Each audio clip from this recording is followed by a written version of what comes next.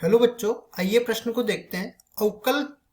अवकलज का उपयोग करते हुए यहाँ पे अवकलज आने वाला है। अवकलज का उपयोग करके निम्नलिखित में प्रत्येक का सन्निकट मान दशमलव के 3 स्थानों तक ज्ञात कीजिए। और यहाँ पे देखो, अपने को फलन दे रखा है 255 की घात 1/4 का हमें सन्निकट मान ज्ञात करना है।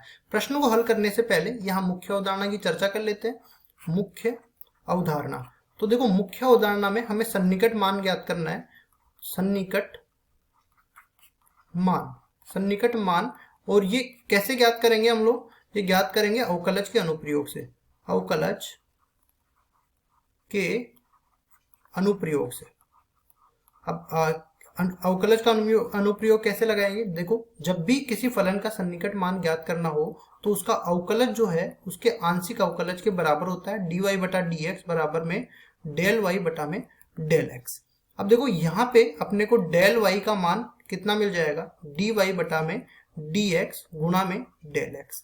अब देखो हम लोग यहाँ पे y का मान, इसको सूत्र को हम निर्धारित करते हैं। y का मान हम लोग fx के बराबर मानते हैं।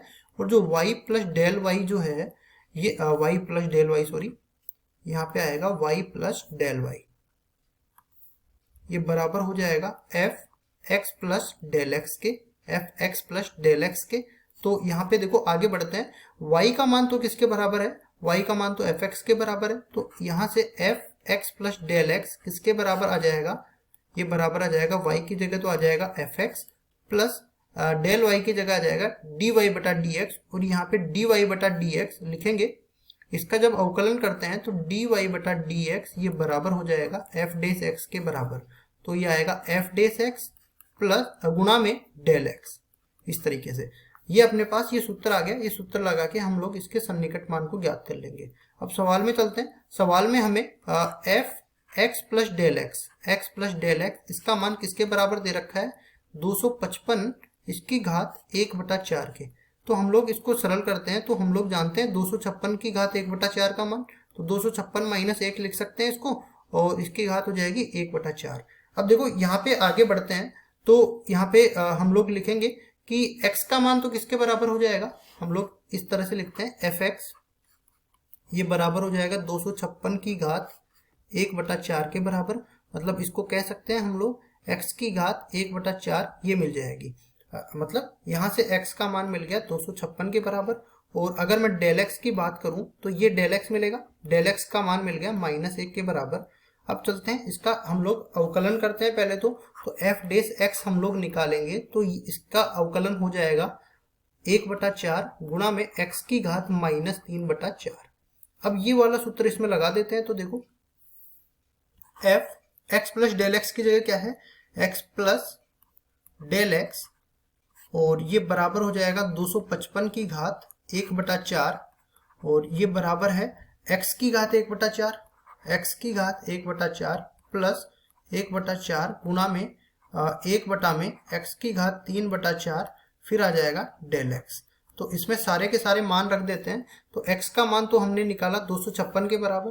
तो 256 की घात 1/4 यहाँ पे मिल जाएगा, प्लस 1/4 गुणा में 1/256 की घात 3/4, और ये आ जाएगा डेल x का मान -1 के बराबर।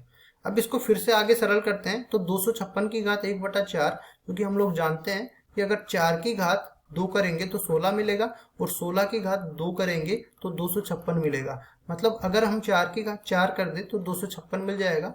तो यहाँ से 256 की घात 1/4 4 के बराबर हो जाएगी, प्लस 1/4 यहाँ से है, गुणा में यहाँ पे कितना मिलेगा?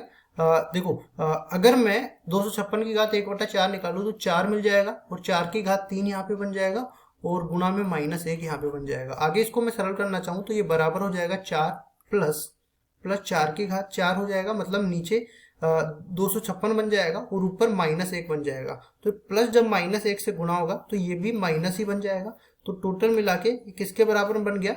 4 माइनस में 1 में 256 ये बन गया। और ये पूरा किसके बराबर है? ये पूरा बराबर है 255 की घात 1/4 के, और ये पूरा बराबर है f(x) प्लस में डेल x, इसके बराबर है। आगे इसको हम लोग हल करते हैं तो 255 की घात 1/4 का मान यहाँ पे किसके बराबर मिल जाएगा? देखो 4 तो अपने यहाँ है ही, और इसके अलावा अगर मैं 1/256 का मान निकालना चाहूँ तो ये लगभग बराबर आता है 0.004 के बराबर ये आ जाता है। और इसके अलावा यहाँ पे देखो, इसमें से मैं घटाना चाहूँ क्योंकि दशमलव के 3 अंकों तक ही हमें निकालना था, तो 4 में से अगर मैं घटाऊंगा 0.004 तो ये लगभग बराबर आएगा 3.996 के बराबर आ जाएगा। और इसको हम ठीक से लिख देते हैं, 255 की घात 1/4 ये किसके बराबर आ गया, ये बराबर आ गया 3.996 के बराबर आ गया। और यही इसका सन्निकट मान है और यही हमारा उत्तर हो जाएगा। आशा करता हूँ ये सवाल आपको समझ में आया होगा। धन्यवाद।